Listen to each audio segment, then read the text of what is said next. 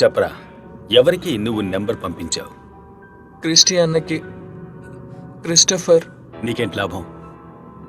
కొన్నిసార్లు 500, కొన్నిసార్లు 1000. నువ్వు చెప్పే ఆ క్రిస్టి ఇప్పుడు ఎక్కడున్నాడు? నాకు తెలియదు సార్. చెప్పరా, చెప్పు చావరా. నాకు తెలియదమ్మా. ఆగండి, మీరు అతను కొట్టడానికి వీల్లేదు. ఇది పోలీస్ స్టేషన్. సత్య ప్రమాణకంగా మాకేమీ తెలియదండి. తెలుసుకోవాలి. పొద్దున్నే స్కూల్కి పిల్లల్ని పంపించేసి డబ్బు కోసం పరుగులు తీసే ప్రతి తల్లి తండ్రి తెలుసుకోవాల్సిందే. వాళ్ళు ఎక్కడికి వెళ్తున్నారో, ఏం చేస్తున్నారో తెలుసుకోవాలి. లేదంటే ఈ విధంగా పోలీస్ స్టేషన్కి వచ్చి చేతులు కట్టుకుని నిలబడక తప్పదు. ఇప్పుడు చెప్పరా, తను ఎక్కడుంటాడు? క్రిస్టి అన్న ఫోన్ నంబర్ మట్టుకే ఉంది. నంబర్ ఇచ్చినప్పుడు డబ్బులు అకౌంట్లోకి వస్తాయి. అతన్ని ఎప్పుడూ చూడలేదు. సరే, వాడికి కాల్ చేయి. చూసారా మీ వాడి ఫోన్ని? 25,000, 30,000 రూపాయల విలువ గల ఫోన్ని వాడుతున్నప్పుడు ఎప్పుడైనా ఒక్కసారైనా మీరు అడగాలి, ఎక్కడిదిరా డబ్బు అని. రింగ్ పోలేదు సార్. సరే, ఆ నెంబర్ చెప్పు. 996111002221.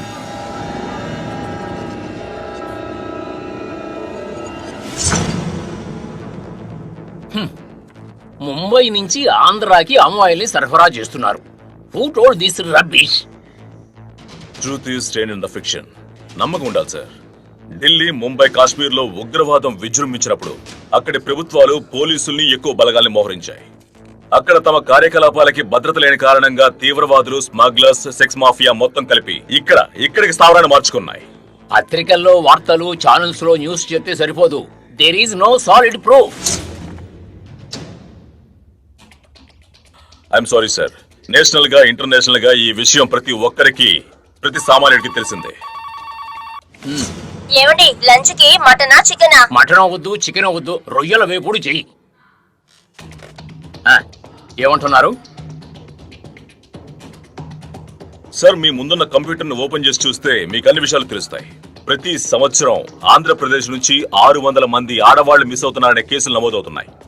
ఇకనైనా వీటి మీద మనం దృష్టి మరల్చకపోతే ఆడవాళ్ళు మనల్ని గౌరవించరు సార్. హలో సార్, మార్కెట్ కు వెళ్ళడానికి 4 మనుషుల్ని పంపించమని చెప్పాను. ఇప్పుడే పంపిస్తాను సార్. తొందరగా పంపించవయ్యా. మీరేమంటున్నారు? నేనేమీ అనలేదు. మీరు మీ పని చూసుకోండి, నేను నా పని చూసుకుంటాను. నువ్వు నా జోలికి రాకూడదు. డోంట్.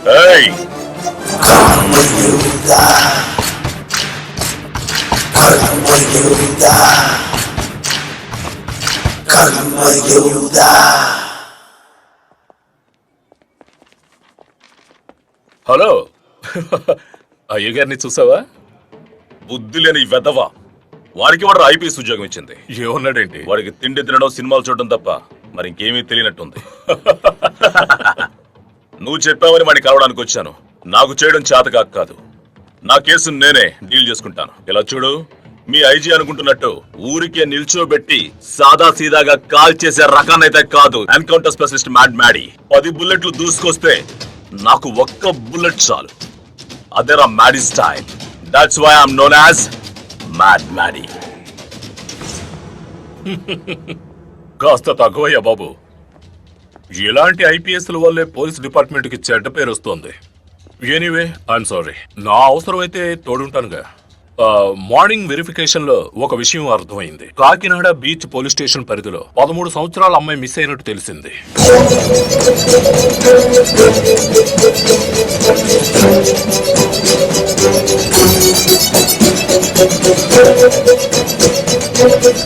రెండింటినీ పరిశీలించి చూస్తే ముంబై కేసుకి దీనికి ఏదో సంబంధం ఉన్నట్టుగా తెలుస్తోంది. Kakinada beach police station SI బాలచంద్రకి నేను ఫోన్ చేసి చెప్పాను. అతని ద్వారా క్లూ ఏదైనా దొరకచ్చు. For more updates, like, comment, subscribe to our channel. Hey darlings, గంటని click చేయడం మర్చిపోకండి.